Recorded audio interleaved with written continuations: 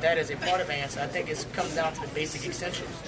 People do things every day. People cry every day. People laugh every day. People are intimate with one another. People are always looking for that intimacy. I think when we think of intimacy, it's not just man or woman, or not just romantic intimacy, but there's intimacy between father and son, intimacy between man and man, intimacy between human and human. Intimacy is an important part, I think, of the music. That's when you hear Sarah Vaughan and you hear Nina Simone. There's so much intimacy in the music.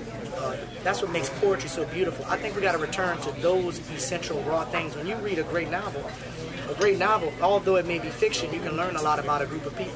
Like Ernest Gaines, a great writer, says there's more truth in a lie than there is in the truth when you're reading a good fiction novel.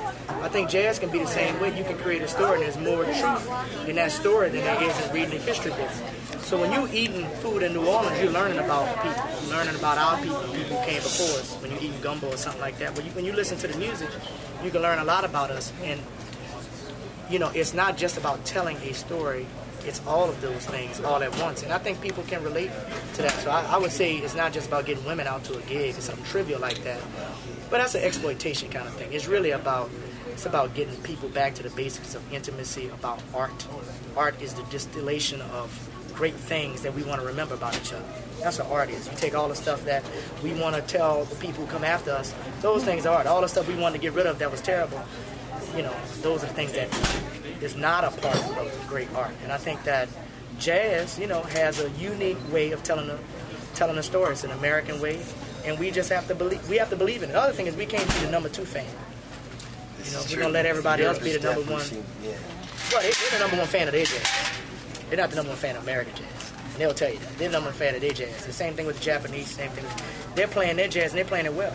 We have to support our jazz. We have to support our culture. And that's kind of what I'm out here about. Look, I could have been a plumber. I played the trumpet for them. Tell me what being a cultural ambassador is about. It's just about being a cultural spokesperson. Really, every artist from every place is an ambassador for their place. Louis Armstrong was an ambassador. Folks, sometimes whether you want them to be or not, they're ambassadors. But it's a big honor to be a spokesperson for your city. Officially.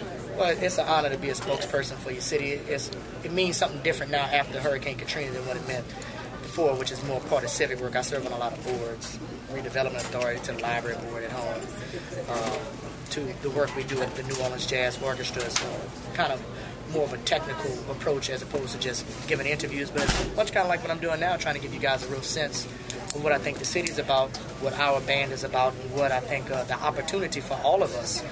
It's not just about me telling you what's about. I actually have something I want y'all to do too.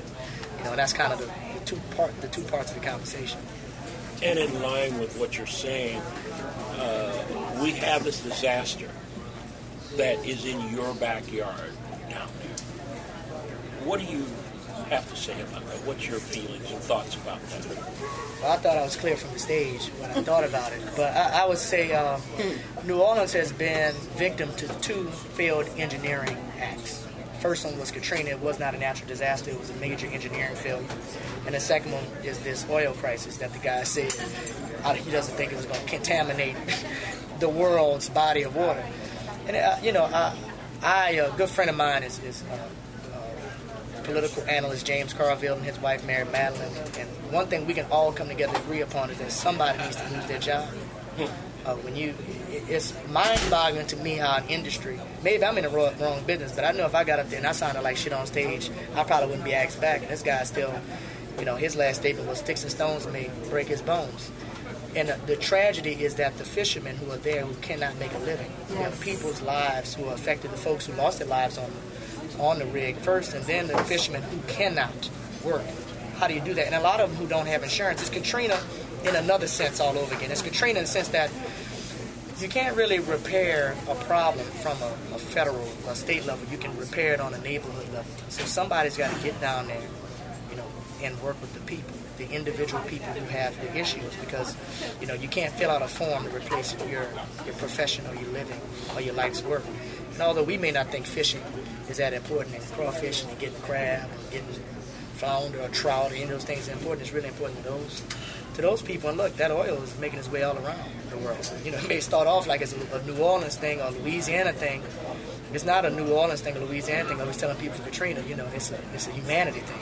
And when people are allowed to take advantage of humanity, get ready. You know, it reminds you of different points in times. We can remember from world wars that were started from people ignoring the rights of humanity. Because we all have to eat. That's the bottom line. And, you know, we pollute our seas, our land, our air. And if people, you know, can't eat,